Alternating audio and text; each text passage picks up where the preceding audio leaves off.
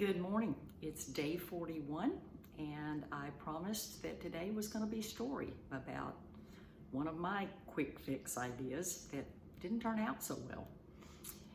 2 years ago, I graduated from business school in Colorado, and the 6 weeks or so leading up to graduation, I had offers coming at me from multiple directions. So I was pretty confident that by the time we graduated, I was going to have secured some sort of a position or be with a startup, that sort of thing. And by the time graduation rolled around, every one of those things had just disappeared.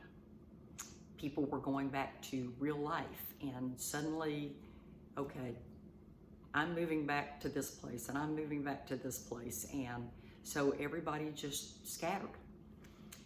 Well, I stayed in Colorado for several months, and for the next 3 or 4 months after graduation, I'm in this mode of, okay, now what do I do?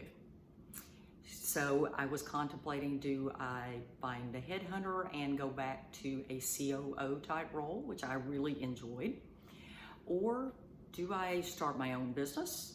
If I start that business, what does it look like? And as I got through those months, the anxiety level started to raise a little bit because I'd been living off of savings the entire time I'd been at school, which had been done very purposefully because I wanted to be fully present for school. But now the savings were dwindling. And by the time I got to about month 4 after graduation, I'm really getting anxious. And I'd been introduced to a company that sold education for 3 different lanes of business. And I thought, okay, maybe this is the route I'm supposed to go. So I was gifted a seat at a 3-day event this company was putting on. And the 3-day event wasn't designed really as a selling event, because what I discovered was that everybody there except me were already students of the company. And so I listened to the stories, and from day one, they told us there's a lender here that will be able to check your credit, won't count as a hard pull on your account, but you'll be able to see what kind of money you could borrow from them. And it took me until the end of day 3 to work up the courage to, okay, I need to at least find out what's available. So I sat down with the lender and they pulled it, and the guy from the lender, I just kind of laughed when he looked at the screen and looked at me and looked back at the screen, and I said, is something wrong? He said, I've never seen this before. And I said, is it good or bad? And he said, no, it's good.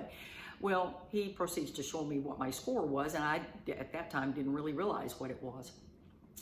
So he informs me what they can loan me, and that it will be in the form of credit cards and this sort of thing. So I go back.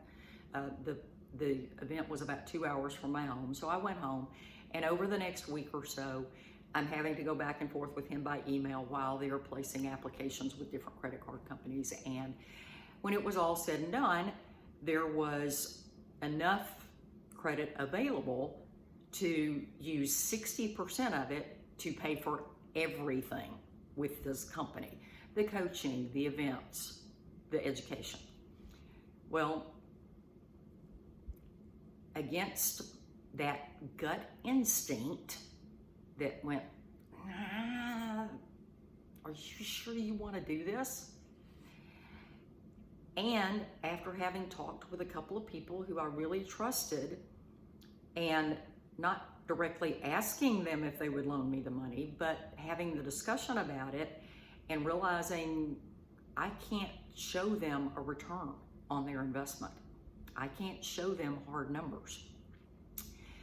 So I decided, okay, I don't know what else to do right now. So I went ahead and signed up for everything. And about 2 weeks into the education, one of the coaches is like, you're in the wrong lane. You need to be over here in this other one. You're much better suited for it. So I thought, okay, he's been at this a lot longer than I have. So I shifted to the other lane, and that using 60% of the credit pretty quickly became using 90% of it, because once I got into it, I discovered I needed this platform. I needed this service. I needed this thing. And it was this just avalanche that happened of things that started adding up and adding up. And in the meantime, I'm trying desperately to learn a new, totally brand new business. And after about 6-8 months, it finally hits me square between the eyes. There is nothing about this I enjoy. And I developed an attitude a long time ago that life is too short. That's a story for another day. So by the time I made the decision to go and figure out what else it was that I should be doing, I had maxed out those credit cards. And now I had all of this debt and no way to pay it. And I won't give any more of the specifics because it's embarrassing and it's painful to recount that story. But what it did make me do, and it's been fairly recent that I realized this, was one of the things that can cause us to make those quick fix kind of decisions is not paying attention to our own values. I've talked a little bit in some of these videos about vision, but one of the things that has to be part of your vision, your values have to be incorporated into it. And one of my core values for a very long time has been, I want to live debt-free.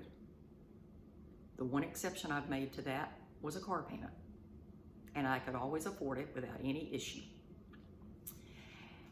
So biting off all of that credit card debt was completely against one of my core values. And I can look back at other things that have happened in my life and realize because I either didn't understand what my core values were, or I didn't understand what I was about to do, how it was going to impact that, I didn't realize how that was going to affect me emotionally, financially, spiritually, mentally. Those things can have long-lasting effects.